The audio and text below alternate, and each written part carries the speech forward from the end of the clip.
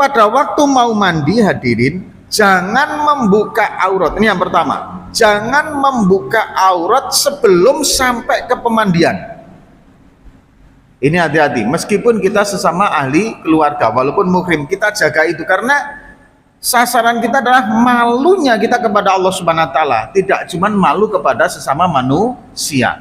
Kalau hukum fikih dengan sesama muhrim, kita bisa Pak berdalih bahwa sama laki-laki aurat yang boleh dilihat ini, kemudian perempuan sama perempuan ini, itu dalil fikihnya. Tapi malunya kita kepada Allah Subhanahu wa taala jika aurat kita terbuka di tempat umum.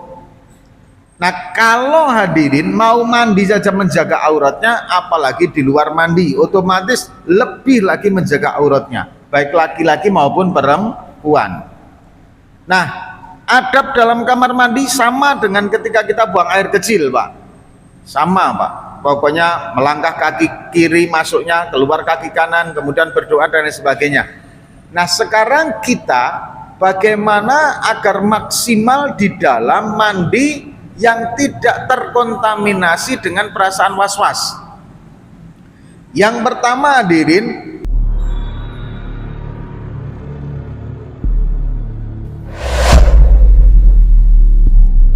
Assalamualaikum warahmatullahi wabarakatuh. A'udzu billahi minasyaitonir rajim. Bismillahirrahmanirrahim. Alhamdulillahi rabbil alamin. Nahmaduhu wa nasta'inuhu wa nastaghfiruh. Wa na'udzu billahi min syururi anfusina wa min sayyiati a'malina. May yahdihillahu fala mudhillalah wa may yudlil fala hadiyalah. Allahumma sholli wa sallim ala sayyidina Muhammad wa ala alihi wa ashabihi wa man tabi'ahu bi ihsanihi ila yaumil qiyamah, amma ba'd. Yang kami muliakan para alim, para ulama, para kiai, para ustadz, para imam, dan tentunya para guru kita semua. Hadirin, terutama yang kami muliakan Ketua Pengurus Masjid Al-Uswah beserta kepengurusannya Bapak Haji Tarmidi.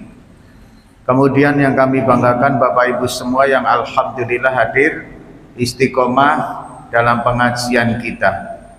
Hadirin, marilah kita bersyukur kepada Allah Subhanahu wa taala atas segala nikmat, rahmat, hidayah yang Allah Subhanahu wa taala berikan kepada kita.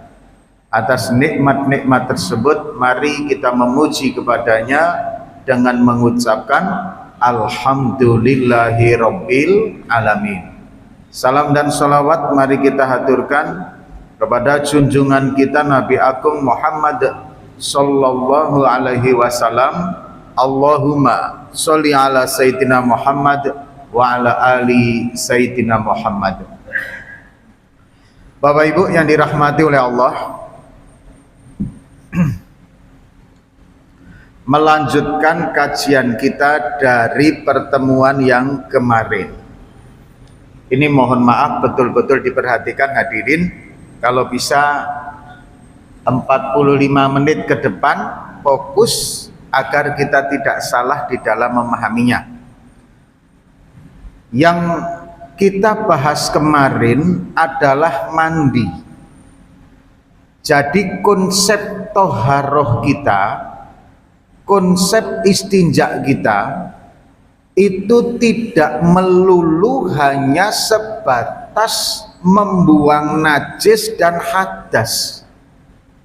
Tidak cuman itu, tapi motivasi kita adalah betul-betul menjadi sebagai sebuah hal yang termasuk ibadah kepada Allah Subhanahu wa taala, sehingga seluruh aspek hidup kita ini hadirin connect terus terhadap apapun yang Allah Subhanahu wa taala ajarkan, apapun yang Allah Subhanahu wa taala perintahkan kepada kita melalui percontohannya kepada baginda Nabi Agung Muhammad sallallahu alaihi wasallam. Itu konsepnya. Makanya Dulu Pak, saya pernah menyampaikan, ini sebelum saya lanjutkan, bahwa sunnah Nabi itu ada 3 macam. Ini sebagian ulama mentafsirkan begitu. Sunnah Nabi ini sunnah bukan sebagai definisi daripada hukum syar'i yang artinya jika dikerjakan mendapat pahala, tapi jika tidak dikerjakan tidak berdosa. Bukan itu Pak ya. Sunnah di sini yang disandarkan kepada segala bentuk yang dibuat oleh Rasulullah kemudian kita menyandarkan kepada beliau. Nah, sunnah Rasul itu ada 3. Yang pertama, sunnah syauroh. Bentuknya Nabi kayak apa, sehingga kita nanti akan mencontoh habis bentuknya Nabi sebagai salah satu daripada identitas kita sebagai seorang muslim. Memang nggak ada kewajiban Pak, orang ini sunnah bentuknya, jika tidak dikerjakan ya nggak masalah. Namun hadirin, orang lain saja yang mempunyai agama non muslim, begitu bangganya mereka menampakkan aksesoris properti diri sehingga tersimpulkanlah bahwa orang itu agamanya A, agamanya B, agamanya C. Nah hadirin, maka sesungguhnya Rasulullah SAW juga mencontohkan seperti itu jauh-jauh hari, sehingga adanya sunnah yang disebut sebagai sunnah syauroh, sunnah bentuknya Nabi. Yang kedua hadirin, sunnah siroh, perjalanan kehidupan Rasul dalam perilaku real, berbicara, berjalan dan lain sebagainya, perjalanan hidup, biografi maupun autobiografi dan lain sebagainya. Kemudian yang ketiga adalah sunnah sariroh, pemikiran Rasulullah Sallallahu Alaihi Wasallam. Apa yang dipikirkan Rasul, apa yang itu kita juga contohkan. Yang Rasulullah pikirkan itu adalah bagaimana agar seluruh umat ini, baik yang nampak maupun yang gaib, manusia maupun jin, selamat dari murkanya Allah, selamat dari nerakanya Allah. Itu yang dipikirkan. Maka beliau selalu mengajak dengan penuh kasih sayang, ayo taat kepada Allah Subhanahu wa Ta'ala. Nah hadirin, ini 3 bentuk sunnahnya. Nah, konsep ini kita masukkan ke dalam perilaku kehidupan, tata cara ibadah kita dan kegiatan kita. Kemarin kita membahas mandi. Maka konsepnya mandi ini hadirin adalah bahwa yang kita kerjakan semaksimal mungkin semuanya bersandarkan kepada apa yang sudah dicontohkan Rasul, sehingga kita satu mengurangi daripada perkara yang tidak dicontohkan, yang kedua menghindari karena saking ingin sempurnanya kita di dalam mengamalkan sunnah, jangan sampai menjadi pintu masuknya setan untuk menjadikan hati kita mendapatkan satu penyakit was-was. Bahaya sekali ini penyakit was-was. Makanya hadirin, bagaimana agar semuanya ini bisa, ya mandi kita ini sempurna sesuai sunnahnya, tapi tidak kemudian dijadikan iblis mengendarai keinginan itu sehingga kita menjadi penyakit was-was. Jangan sampai di situ Pak, konsepnya di situ. Nah hadirin, maka standarnya adalah sebanyak mungkin apa yang dilakukan Rasul kita kerjakan. Di situ caranya, di situ agar kita tidak was-was dan tidak juga nanti berlebihan. Nah kemarin pada waktu mau mandi hadirin, jangan membuka aurat. Ini yang pertama, jangan membuka aurat sebelum sampai ke pemandian. Ini hati-hati, meskipun kita sesama ahli keluarga, walaupun muhrim, kita jaga itu, karena sasaran kita adalah malunya kita kepada Allah Subhanahu wa Ta'ala, tidak cuma malu kepada sesama manusia. Kalau hukum fikih dengan sesama muhrim, kita bisa Pak berdalih bahwa sama laki-laki aurat yang boleh dilihat ini, kemudian perempuan sama perempuan ini, itu dalil fikihnya. Tapi malunya kita kepada Allah Subhanahu wa Ta'ala jika aurat kita terbuka di tempat umum. Nah, kalau hadirin mau mandi saja menjaga auratnya, apalagi di luar mandi, otomatis lebih lagi menjaga auratnya, baik laki-laki maupun perempuan. Nah, adab dalam kamar mandi sama dengan ketika kita buang air kecil, Pak. Sama, Pak. Pokoknya melangkah kaki kiri masuknya, keluar kaki kanan, kemudian berdoa dan lain sebagainya. Nah, sekarang kita bagaimana agar maksimal di dalam mandi yang tidak terkontaminasi dengan perasaan was-was. Yang pertama hadirin, hilangkan dulu najis dan kotorannya. Siram dulu najis dan kotorannya. Yang pertama. Setelah najis dan kotorannya hilang, yang kedua hadirin adalah kita berwudu. Sehingga dengan adanya wudu itu hadirin, kita akan menjaga kesuciannya sehingga tangan kita tidak lagi akan memegang kemaluan. Yang kedua, untuk memperkecil agar kita menjaga jangan sampai batal sehingga kita tidak kencing melulu nantinya. Nah, setelah dibersihkan kemudian berwudu, cuci kakinya belakangan. Kenapa? Karena kita nanti masih akan mencuci kaki lagi sehingga tidak boros air. Baru kemudian ambil air, siram dari atas sebelah sisi kanan sambil berniat. Saya berniat mandi untuk menghilangkan hadas besar. Sebelah kanan 3 kali, sebelah kiri 3 kali. Ratakan. Habis ratakan kemudian bilas, ratakan lagi. Maka kalau dengan konsep seperti itu hadirin, insya Allah kita tidak akan terlalu banyak memakai air dan juga akan terhindar dari perasaan was-was. Ini bahaya sekali kadang hadirin, mohon maaf, keinginan kita, ekspektasi kita. Kenapa saya ulang-ulang terus perasaan was-was ini, Pak?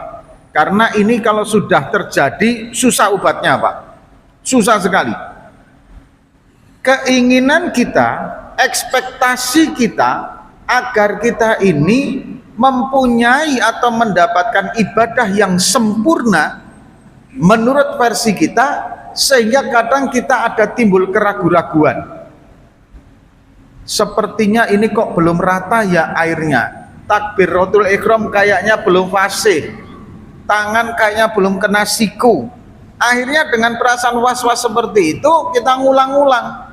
Begitu juga nanti, kayaknya kok kentut ya, kayaknya kok keluar ya, geser ya. Akhirnya kita dipermainkan setan sehingga timbullah kesan bahwa ibadah itu susah, ibadah itu berat, ibadah itu sulit. Ini yang harus dihindari, Pak. Islam tidak sesulit itu, Islam tidak sesukar itu. Ibadah itu mudah, Anda wudhu, masuk, sholat, selesai. Hanya sunnah-sunnah yang melingkupi itu kita sempurnakan untuk dikerjakan. Nah, ini hadirin yang dirahmati oleh Allah Subhanahu wa taala yang berkaitan dengan mandi. Kemudian yang kedua berkaitan dengan tayamum. Ini nanti kalau di rumah Bapak boleh sekali-kali untuk dicoba agar terbiasa, sehingga nanti pada saat ketika kita membutuhkan tayamum, kita sudah ready, sudah siap dan bisa untuk tayamum. Faktor-faktor yang bisa menyebabkan kita untuk bertayamum. Satu, ketiadaan air atau adanya air tapi sudah digunakan atau disediakan hanya untuk minum. Tidak cuma untuk minum manusia, bahkan untuk minum hewan pun tidak diperbolehkan untuk digunakan berwudu. Kalau memang cuma persediaan air itu hanya untuk minum, maka kita kemudian tayamum. Yang kedua hadirin, ada petunjuk dari dokter agar kita ini menghindari penggunaan air sehingga sakit kita tidak semakin parah. Itu kita diperbolehkan tayamum. Contoh, pada waktu Bapak sehabis operasi katarak, itu kan biasanya sekian hari tidak boleh kena air dulu kan, itu toh Pak. Nah itu hadirin, maka kemudian Anda boleh, atau orang yang patah kakinya misalkan begitu Pak ya, atau patah tangannya, itu nanti bisa dengan muzah, dengan sistem mengusap kedua sepatu. Tapi paling tidak tayamum ini digunakan pada saat hal-hal seperti itu. Nah, apa yang harus dipersiapkan ketika tayamum? Yang pertama, carilah tanah, carilah debu yang memang sekiranya debu atau tanah itu suci, Pak. Nggak harus dicuci, nggak harus dicuci. Sekali lagi nggak harus dicuci. Tapi Anda memang sudah menyangka bahwa tanah itu suci, nggak nampak hadirin najis di situ. Tapi kalau ada nampak bekas najis di situ, ya mohon maaf itu nggak suci. Contoh misalkan di situ ada bekas kotoran ayam atau kotoran hewan, atau memang tempat lalu lalang kotoran hewan, daerah kandang dan lain sebagainya. Atau misalkan hujan kemudian mengalir dari kandang itu kotoran di situ, nah itu jelas najis. Yang kedua hadirin, adanya rumah-rumah cacing atau rumah-rumah makhluk di situ yang kemungkinan memang akan berak di situ. Makanya kita hindari yang kayak gitu. Nah hadirin yang dirahmati oleh Allah, syaratnya debu, Pak. Kemudian yang kedua hadirin, nampak debunya itu, memang ada tanah atau debunya nampak. Yang ketiga tidak boleh pasir. Kalau diginikan kok ternyata pasir, Pak, nggak bisa. Tapi kan di pasir ada debunya. Iya, kalau diginikan memang ada debunya itu boleh. Tapi kalau diginikan yang nempel itu pasir itu nggak boleh. Kemudian jangan apa itu kapur atau gamping, itu juga nggak bisa, Pak. Diginikan gamping misalkan di dinding, Bapak mau memakai debu yang di dinding, tengok begitu diginikan diangkat ternyata putih bekas daripada cat dindingnya, maka malah nggak boleh, Pak. Tapi kalau diginikan malah coklat, kayak semisal kita di mana itu debu yang ada di kaca diginikan ada coklatnya, atau debu di mobil itu, Pak, itu malah boleh yang di luar. Bagaimana kalau yang di pesawat? Nah itu dia, Pak. Kalau mengacu kepada fikih turus yang lama ya tidak sah. Tapi fatwa daripada beberapa ulama yang sekarang ini membolehkan di situ, Pak. Wa alam bisawab. Jadi ya kita terima aja, kalau Bapak naik haji ya terima aja lah.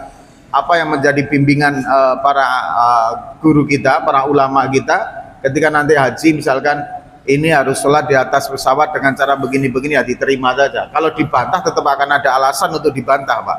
Karena fikih itu tetap akan ada ikhtilafnya gitu. Termasuk sekarang yang disebut dengan Mina Jadid itu, Pak, itu kan memang betul Musdalifah, Pak. Jadi mabit di Mina itu kalau kita masuk ke Mina Jadid itu adalah di Musdalifah, Pak. Sah nggak, Pak? Ya nggak sah. Tapi kok bisa disah? Ya wallahu alam bisawab. Dalilnya mana? Akan ada selalu dalilnya yang ada itu, Pak.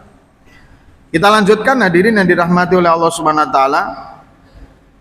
Kemudian setelah menyediakan debu tadi dan kita mendapatkannya, maka lepaskanlah jam tangan atau gelang atau aksesoris yang ada di tangan. Yang kedua hadirin cincin, lepaskan semua, Pak. Akik, Bapak yang hobinya pakai akik dilepaskan dulu. Pokoknya aksesoris yang pada dalam tangan kita ini dilepaskan dulu. Baru setelah dilepaskan, siapkan dulu, Pak, yang pakai kacamata juga dilepas dulu, Pak. Baru kemudian ditempel.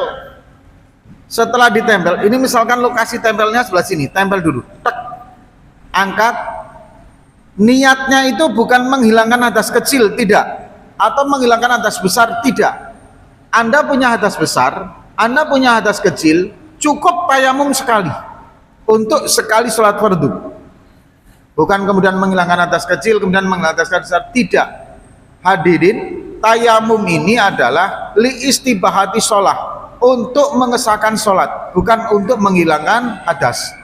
Makanya nanti kalau Anda sudah selesai dari sakitnya, kemudian Anda mempunyai hadas besar, tetap wajib mandi. Sekali lagi, tayamum tidak menghilangkan hadas. Ambil satu dulu, Pak. Dimulai dari sini, kemudian begini jalannya itu. Jadi tidak nempel dari sini kemudian sama, tidak. Perjalanannya tangan itu adalah nah begini. Misalkan dari sini, ini begini. Langsung niat, saya sampai di sini jalan, baru kemudian telapak ini seperti ini, Pak. Saya berniat tayamum. Saya berniat tayamum untuk menghilangkan saya berniat tayamum listibati sholat. Saya berniat tayamum untuk kesahan sholat. Niatnya cuma itu. Saya berniat tayamum untuk kesahan sholat. Karena pada dasarnya hadirin, tayamum tidak menghilangkan hadas. Jadi begini. Kemudian baru segini. Hadirin, kalau pada waktu wajah dimulai dari sini, kemudian begini, set, ini juga begitu Pak, set, tangan itu baru begini, sampai di sini. Jadi tidak terulang daripada sapuan dalam satu kali sapuan itu, tidak boleh diginikan, tidak boleh diginikan. Boleh diulang untuk kedua atau ketiga kalinya agar merata, boleh Pak. Kok kayaknya belum rata, diulang lagi. Set, kemudian set. Cuman dua saja, wajah dan tangan. Selesai, Anda boleh sholat. Saking mudahnya tayamum agar kita jangan pernah sampai menyia-nyiakan sholat. Sholat itu hadirin, kalau kita lihat dari dua sisi bentuknya, tidak cuman masalah sholat jamaahnya itu Pak, luar biasa Pak. Mohon maaf Pak, kalau bisa hindari betul sholat munfarid Pak, kalau bisa. Konsepnya di situ Pak. Kenapa hadirin? Karena sholat jamaah itu Pak, penghargaan ataupun reward yang Allah berikan kepada orang yang menjaga sholat jamaah itu luar biasa, tapi panisnya, ancamannya, dahsyatnya juga luar biasa Pak. Ini kapan-kapan kita kaji nih tentang masalah sholat jamaah, mumpung nanti begitu habis ini kita bahas sholat jamaah. Itulah tayamum, mandi dan tayamum selesai, maka toharoh yang berkaitan dengan hadas kecil dan toharoh yang berkaitan dengan najis selesai Pak, sampai di pembahasan tayamum. Sebenarnya masih ada, yaitu menyapu dua sepatu. Kita boleh sholat tidak melepas sepatunya, itu boleh, tapi dengan syarat bagaimana? Bahkan kita wudu boleh untuk tidak melepaskan sepatu, boleh. Ini nanti kita bahas di pertemuan selanjutnya. Nah hadirin yang dirahmati oleh Allah, kalau dalam kitab fikih Pak, ya kan, habis membahas najis, habis membahas hadas, selesai. Kemudian langsung lanjut ke sholat, kan begitu dalam kitab fikih itu Pak, biasanya kan gitu. Nah kalau dalam kitab Ihya Ulumuddin tidak Pak, habis membahas najis, raf'un najasah, kemudian raf'ul hadas, menghilangkan najis dan menghilangkan hadas. Ingat hadirin, dulu pada waktu kita awal membahas toharoh itu menyangkut 4 aspek, kan gitu Pak ya. Yang pertama adalah perkara yang berkaitan dengan najis, dengan hadas, dengan kotoran. Yang keempat ini dengan sesuatu yang fudul, sesuatu yang berlebih dari tubuh kita. Nah sebelum masuk ke dalam bab sholat, masuk dulu pembahasan di dalam masalah kebersihan dari kotoran yang ada dalam diri kita Pak. Itulah dalam kitab Ihya Ulumuddin yang membedakan dengan fikih yang lainnya. Nah hadirin, apa yang dibahas yang berkaitan dengan kotoran ini Pak, atau yang berkaitan dengan sesuatu yang lebih dari tubuh kita. Jadi begini Pak, kembali kepada tadi di awal saya sampaikan bahwa sunnah Nabi ada yang berbentuk saurah, yaitu bentuk perawakan tubuh daripada penampilan Rasul. Nah ini hadirin yang dibahas di dalam jeda antara menghilangkan najis dan hadas, kemudian akan membahas sholat. Jedanya di sini nih pembahasannya. Dari tubuh kita hadirin, ketika kita tampilkan tubuh kita, setelah hadas dan najis itu sudah kita bersihkan, maka ada 2 hal. Yang pertama adalah sesuatu yang kemudian menerpa diri kita. Yang kedua hadirin yang dirahmati oleh Allah, sesuatu yang muncul dari dalam tubuh kita. Nah, yang menerpa kita, yang pertama hadirin, yang berkaitan dengan debu dan kutu dan kotoran lain, dimulai dari nanti pembahasannya rambut, kotoran telinga, kotoran hidung, masalah gigi ini dibahas dan Rasulullah SAW mencontohkan di sini, Pak. Sempurnanya Islam itu di sini nih, Pak. Sempurnanya Islam. Bagaimana sampai kebersihan diri saja dibahas. Kemudian hadirin yang dirahmati oleh Allah, berkaitan dengan bulu rambut, baik ketiak maupun kemaluan, kemudian tali pusat, kemudian masalah kulub, yaitu apa? Kulit yang membungkus kemaluan dengan adanya khitan.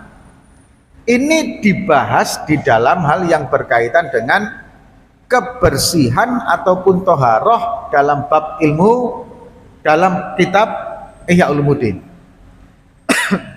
Nah hadirin, sekarang kita bahas, Pak, yang mulai dari rambut. Rambut itu hadirin jangan sampai awut-awutan, jangan sampai bersirak kemana-mana, rapikan. Rasulullah Shallallahu Alaihi Wasallam itu baik dalam perjalanan maupun di rumah, beliau punya sisir dan punya cermin, sehingga beliau itu pesolek gitu loh. Dalam artian pesolek itu beliau selalu merapikan diri sampai suatu saat ketika ada tamu, kemudian Rasulullah SAW berdandan, kemudian baru menemuin, sampai sahabatnya bertanya, ya Rasul, kenapa Anda melakukan itu? Maka kemudian Rasulullah menjawab, karena Allah mencintai hamba-hambanya yang dia berindah-indah ketika menjumpai dengan mereka, maksudnya tamu. Jadi kalau Bapak kedatangan tamu, kemudian sebelum menemuinya, Bapak memantaskan diri sehingga rapi menjumpai tamu, itu sunnah, Pak. Bukan kemudian sebagai sesuatu yang berlebihan, tidak, itu sunnah. Nah hadirin yang dirahmati oleh Allah Subhanahu Wa Taala, bagi yang masih mempunyai kutu dan lain sebagainya, mohon dibersihkan, sehingga jangan sampai terkesan bahwa Islam itu kumuh gitu, jangan. Karena dulu di awal sudah saya sampaikan, orang yang titik acuannya najis untuk suci biasanya seleke hal yang berkaitan dengan kotor. Orang yang selalu fokus dengan kebersihan biasanya sepele dengan perkara najis. Maka kemarin saya contohkan, ketika kita ini memakai baju hadirin, kadang berhari-hari nggak ganti ketika baju untuk sholat, alasannya masih suci, padahal bajunya sudah bau keringat kita, ya kan? Ibu-ibu juga begitu, alasannya masih suci, kadang mukena nggak dicuci-cuci, ya, sampai kemudian baunya temik sekali, ya kan itu. Tapi ya dipakai terus karena alasannya suci. Nah tidak seperti itu yang berkaitan dengan ajaran toharoh kita. Kemudian hadirin yang dirahmati oleh Allah, disunahkan untuk memakai minyak rambut itu hadirin secara periodik. Sehari memakai minyak rambut, sehari tidak. Sehari memakai minyak rambut. Jadi meskipun hadirin setipis apapun rambut kita Bapak, kalau masih ada rambut, kita paling tidak berniat mengamalkan sunnah Nabi. Dan bagaimana bentuk sisiran para nabi? Bentuk sisiran para nabi itu belah tengah. Kalau bahasa kitab itu sigar kepalanya gitu, sigar sirai. Kan nggak mungkin juga kemudian terpecah kan gitu. Jadi apa? Sebelah tengah. Tapi kalau misalkan Bapak mau dirapikan dengan apa? Sisi sebelah kanan atau kiri gimana? Ya sah-sah saja, wong intinya adalah rapi.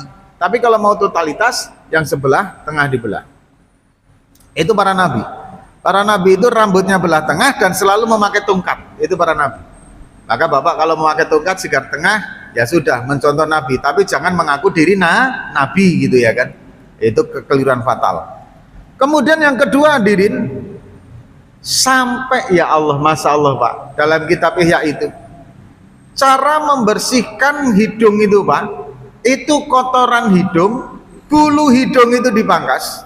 Jangan sampai Bapak punya bulu hidung kemudian sampai keluar, begitu ketawa macam kak taring keluar dari hidungnya kan itu kan, sehingga menghilangkan rasa keluasan Anda. Sampai kotoran di samping kanan kiri hidung ini juga dibersihkan. Kotoran telinga secara periodik juga dibersihkan. Bahkan kalau dalam wudhu itu kan sambil kita berdoa, ya Allah, jadikanlah telinga ini sebagai telinga yang mau mendengar petuah nasihat kebaikan, kan itu Pak. Sampai ada doanya begitu. Habis itu kemudian masalah gigi. Gigi ini luar biasa sekali Pak. Sampai itu laula an asyuqa ala ummati, Rasulullah itu bersabda begitu. Seandainya ini tidak memberatkan umatku, maka setiap mau sholat saya wajibkan untuk bersugi atau bersiwak. Makanya hadirin yang dirahmati oleh Allah Subhanahu wa taala, jaga ketika kita mau bersolat untuk bersiwak, tapi juga jangan kotor-kotor amat Pak. Kadang mau sholat itu, ya Allah, saya itu dulu ketika menjadi santri itu masih banyak yang kita jumpai mentang-mentang bersiwak itu sunnah, siwaknya itu dikasihkan di saku, jadi setiap mau sholat gini dulu kemudian dikantongin, kan ya jorok juga kayak gitu loh ya kan. Ya siwaklah sebelum berwudu gitu kan, siwak sebelum berwudu, habis itu nanti habis berwudu siwakan lagi, letakkanlah siwak itu. Jangan kemudian kena air liur letakkan di sini, nongol di sini kayak gini kan. Apa itu siwak gitu kan, baunya kan juga kadang menantang juga kan itu kan ya kan. Nah itu kita juga jaga juga, nggak seperti itu juga gitu loh. Mentang-mentang mau mengerjakan sunnah. Ada juga yang memakai lengan baju, memang diperbolehkan Pak pakai lengan baju gitu. Ada juga, tapi kalau memang mau lengan baju sediakanlah apa kan sunnahnya itu bersiwak dengan permukaan yang kasar gitu. Kalau Bapak mau ya pakai kaos tangan apa sapu tangan lah ya, habis tangan lepat kemudian masukkan sakuan, bagus itu ya kan. Habis gini-gini diletakkan kayak gini, kemudian masih digigit-gigit lagi ya kan, itu habis dibuat-buat digigit-gigit akan jorok sekali gitu kan ya. Itu juga tidak seperti itu juga gitu. Kemudian hadirin yang dirahmati Allah, masalah kumis dan jenggot Pak, itu ada memang perintah Rasul itu Pak. Ini Islam itu sempurna ini Pak. Yahudi itu memanjangkan kumis dan menipiskan jenggot. Nah Islam tidak diperintahkan itu. Islam itu jenggotnya itu diperpanjang, dan kalau memungkinkan rapikan antara kumis dan jenggot sehingga buatlah lingkaran di daerah itu, sehingga ini jenggotnya ini kemudian di sini melingkar sini Pak, kemudian ada jenggotnya. Oh itu baru top Pak. Kalau Bapak bisa alhamdulillah, tapi biasanya kalau orang Nusantara itu Pak, orang-orang kita ini Melanesia ini Masya Allah ini pelihara jenggot aja Pak, mungkin cuma 15 ekor aja Pak, ini pun nggak tumbuh-tumbuh ya kan. Kalau tumbuh juga nyerojok, cuman ini kan ya nggak lupus juga, ini dipangkaskan gitu kan, padahal nggak juga boleh dipangkas gitu kan, ada aturannya juga. Kalau orang Arab itu kan Sayyidina Ali itu Pak, itu melintang dari sini Sayyidina Ali, kemudian melingkar di sini. Abu Bakar itu agak tebal, kalau Umar agak tipis Pak. Umar itu agak tipis jenggotnya. Rasulullah itu mirip-mirip Abu Bakar, Abu Bakar yang mirip Rasulullah Pak. Jadi kalau kita tengok itu gambarnya kan cakep sekali Pak ya kan. Nah kalau kita mencoba kayak gini Pak, dikerok kayak apapun yang tumbuh-tumbuh Pak ini Pak ya kan. Kalau nggak tumbuh bagaimana Pak Ustadz ya, nggak apa-apa, memang kita ini diciptakan oleh Allah dengan seperti itu ya kan. Paling tidak ini tumbuh jenggot sedikit pun jadilah ya kan. Kemudian hadirin, untuk yang berkaitan dengan jenggot itu ada beberapa kemekruhan Pak. Apakah boleh jenggot diwarna? Boleh Pak, tapi pewarnanya itu berkaitan dengan hati. Tidak boleh diwarnai dengan warna hitam untuk menutup uban, tidak boleh. Yang kedua, tidak boleh diwarnai dengan warna putih untuk menyangka bahwa orang itu sudah sepuh, sudah tua dan layak dituakan. Nah ini Pak, kan hati gitu Pak. Jadi hadirin, dulu Rasulullah menyemir merah, diperbolehkan warna merah dan warna kuning, itu karena ketika di dalam medan perang, warna merah dan warna kuning itu bisa menyembunyikan faktor usia yang sudah tua. Jadi sehingga dengan warnanya kuning dan merah itu Pak, dia bisa nampak lebih muda, lebih gagah dari usianya, padahal usianya sebenarnya sudah tua. Itu malah boleh untuk menjaga kehormatan dirinya agar umurnya ini tidak nampak tuanya sehingga tampak gagah, itu boleh. Tapi kalau Anda kemudian punya jenggot ya kan, sehingga agar disangka Anda lebih berwibawa karena faktor usia, kemudian Anda semir dengan warna putih, karena kalau sudah putih kan sudah sepuh nampaknya, kemudian dituakan, nggak boleh Pak itu. Itu memanipulasi umur untuk riak kehormatan, mengejar kehormatan dirinya. Begitu juga rambut yang sudah punya ubanan disemir kemudian untuk berniat menutupi warna ubannya, maka untuk menyembunyikan umurnya, maka itu juga tidak boleh. Makanya hadirin yang dirahmati Allah, syukuri saja Pak. Kalau memang Bapak sudah punya uban, syukuri Pak. Uban itulah yang nanti akan memancarkan cahaya pada hari kiamat. Maka kalau sudah punya uban jangan dicabutin Pak, ya kan. Nah hadirin yang dirahmati oleh Allah Subhanahu wa Ta'ala, kemudian yang berkaitan dengan khitan. Kalau untuk laki-laki ini sebagai sebuah kewajiban, tapi kalau untuk perempuan sebagai kemuliaan, maka kesunahan. Maka silakan untuk perempuan mau dikhitan atau tidak, tapi tetap saya sarankan untuk dikhitan Pak, meskipun ada perbedaan di kalangan para dokter. Maka sehingga karena perbedaan-perbedaan itu tidak ada hukum tidak diwajibkan. Meskipun sebagian ulama juga ada yang mewajibkan.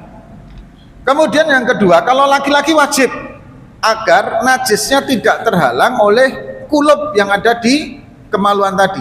Pertanyaannya Pak, kapan khitannya? Khitan itu hadirin, kalau orang Yahudi itu dikhitan Pak. Jangan kira tidak dikhitan. Maka dulu zaman perang kedua itu untuk memburu Yahudi, ditengok kelaminnya. Kalau khitan pasti Yahudi Pak. Disiplinnya khitan itu. Itulah hadirin yang dirahmati oleh Allah Subhanahu wa Ta'ala. Kalau umat Islam itu begini Pak, begini. Umat Islam ini hadirin, kalau betul-betul menjalankan syariahnya Pak, kalau kita betul-betul menjalankan apa yang telah disunahkan Rasul Pak, jangankan kok kemudian di medan perang, jangankan kok di medan perang, bersihnya saja sudah menakutkan musuh, bersihnya saja kalau dijalankan sunnahnya Pak. Contoh begini Pak, mau berperang ya kan, kemudian ada musuh mau masuk ke kota kita misalnya, kemudian ada seorang yang bersin, haji, semua satu kota menjawab ketika dia bilang alhamdulillah, satu kota kompak yarhamukallah, itu bisa bergemuruh kota itu loh Pak. Seperti yang terjadi dulu zaman Syekh Abdullah bin Mubarak masuk kota Baghdad, bergemuruh kota Baghdad. Ternyata Syekh Abdullah bin Mubarak bersih, itu musuh sudah ketar-ketir sendiri, gentar sendiri Pak. Tapi karena kita ini kadang mohon maaf lupa dengan identitas muslimnya, bahkan tidak yakin dengan identitas kemuslimannya, kadang malah kemudian akhirnya kita menjadi bancaan, menjadi rebutan daripada umat-umat yang lain. Contoh masalah mode pakaian kita Pak, ketika kita nggak yakin dengan mode Islam kita, mode kemuslimannya, maka hadirin kita akan diserbu dengan mode-mode yang dibuat oleh orang kafir, begitu seterusnya. Nah kita kembali ke ini lagi Pak, orang Yahudi itu khitannya antara saat mulai lahir sampai usia ke-7 hari Pak, itu khitan kalau Yahudi. Maka kita menyelisih dari Yahudi itu Pak, kapan khitannya orang Islam? Orang Islam itu khitannya sebenarnya sampai batas di mana giginya pada tanggal nanti Pak. Jadi gigi tanggal itu umur berapa Pak? 9 tahun atau 12 tahun gigi tanggal tumbuh, kemudian gigi susu habis itu loh Pak. Itu sekitar umur berapa? Habisnya gigi susu itulah. Nah itu sampai batas itu boleh khitan. Tapi jenengan jangan berdalih dengan Nabi Ibrahim. Loh Nabi Ibrahim kan khitan umur 80 tahun. Lah iya, itu Nabi turun perintahnya memang seperti itu. Anda jangan menunggu 80 tahun baru khitan. Kalau Anda 80 tahun khitan baru khitan, yo sudah terlambat itu Pak, ya kan. Udah peralatan lengkap di situ.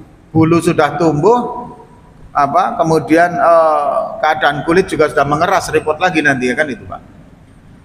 Kemudian hadirin yang dirahmati oleh Allah Subhanahu wa Ta'ala, yang terpenting sekali yang harus betul-betul dijaga adalah masalah kuku.